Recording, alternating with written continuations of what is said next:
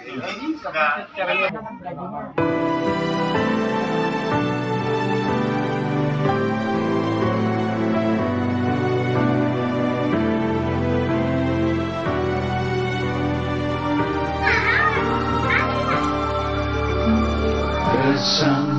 kita majukan ekonomi. Hari ini sifatnya pendataan ya. Jadi kita ingin mendata sebenarnya di masyarakat itu sedang terjadi apa. Jadi bagaimana mereka menyiasati situasi sekarang ini. Terus apakah kita juga berusaha untuk mengevaluasi sedikit banyak tentang kebijakan yang dilakukan oleh pemerintah selama ini. Terus bagaimana juga masyarakat itu menyiasati situasi yang ada sekarang ini. Gitu. Jadi ini sebenarnya yang kita inginkan. Jadi tadi itu ada disebutkan masalah ada permasalahan tentang bahan baku yang sekarang ini sedang fluktuatif ya harganya. Jadi ini juga berpengaruh kepada masyarakat kita. Kebetulan ini tadi adalah usaha dengan bidang kegiatan sektor makanan dan minuman. Nah, jadi mereka itu ingin dibantu masalah bahan bakunya. Ya.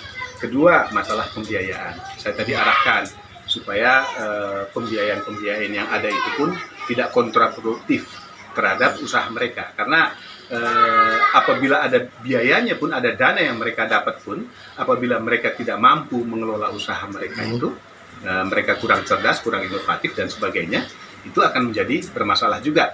Nanti terperangkap kan begitu. Jadi pihak yang memberikan pinjaman atau modal tadi ini pun merasa bahwa tidak tercapai targetnya, sedangkan pihak yang menggunakan dana ini tadi pun tidak bisa juga mengelola dana yang ada tadi itu. Jadi sama-sama terperangkap. Ini juga menjadi permasalahan kita. Bagaimana dengan bantuan yang tidak tepat sasaran ini, Bang? Nah, itu jadi memang saya melihat masalah pendataan ya, kembali ke masalah pendataan. Jadi ini menjadi masalah yang krusial saat ini, gitu. Dan memang dari semua sektor juga masalahnya masalah pendataan. Jadi saya sangat berharap agar pihak pemerintah dalam hal ini serius masalah pendataan.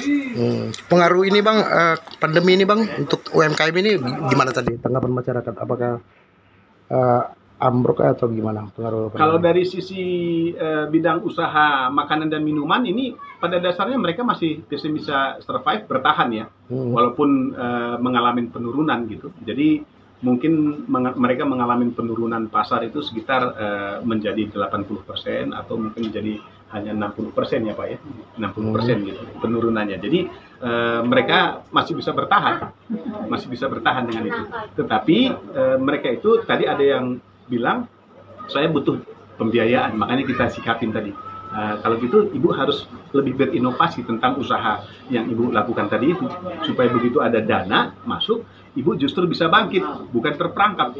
Ini yang penting ya, hati-hati loh. Jadi kita pikir permasalahan itu selalu adalah masalah pemasaran, pembiayaan. Begitu kita masukkan pembiayaan, sama aja seperti kita nyiram air ke pasir, nggak ada guna. Ya kan, justru memerangkap daripada usaha-usaha kita, pengusaha-pengusaha kecil kita tadi itu. Hati-hati loh ini, gitu. Jadi pendekatannya itu tidak boleh hitam putih seperti itu, tidak boleh kita siram saja dananya, enggak. Tetapi harus dilakukan pemberdayaan yang berkelanjutan, gitu. Jadi ada pendekatan. Kalau dulu kan pendekatan yang pengawasan yang melekat kan, gitu kan. Nah, kalau sekarang ini pemberdayaan kita itu harus melekat. Oke, siap. Kami warga Kalibaru sangat setuju dengan adanya arahan dan binaan penyuluhan dari Bapak Wakil Menteri Koperasi dan UMKM ini. Karena selama ini kami juga para pelaku UMKM dan koperasi belum tersentuh dengan adanya binaan-binaan dan penyuluhan dari Badan Usaha Koperasi ini.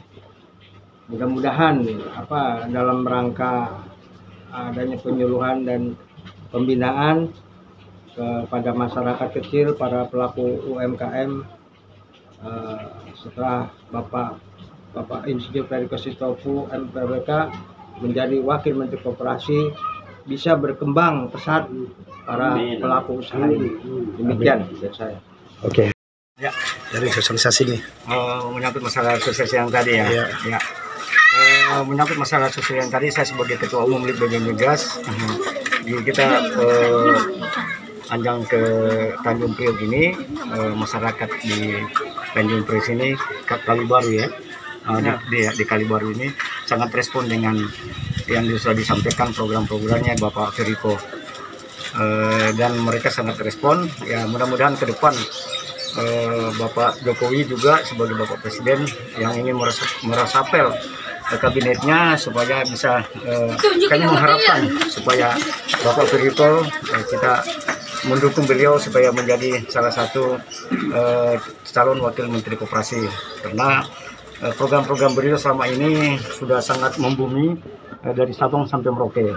Jadi khususnya di Jakarta sini juga kami dalam kunjungan menyangkut masalah UKM di sini sampai ke nelayan, semuanya sangat merespon. Saya rasa itu saja yang perlu saya sampaikan. Berarti apa Pak Feriko ini sudah teruji dan terbukti ya Pak ya? Ya, sudah teruji dan terbukti, dan sudah banyak program-program beliau. Dan saya rasa juga sudah Bapak Jokowi juga sebagai Bapak Presiden juga saya rasa beliau sudah paham, sudah mengetahui hal itu. Dan kami sebagai masyarakat dari Sabang sampai Merauke khususnya, kami sudah melihat juga beberapa YouTube yang ada sangat merespon dan mendukung Bapak Feriko menjadi calon wakil Menteri Koperasi. Saya rasa itu aja ya. Ya. Ya, karena hanya dikurangin hari kerjanya, orang ganti bisa sebulan karena sebulan setengah. Iya, Kita kurangin lah kita ya.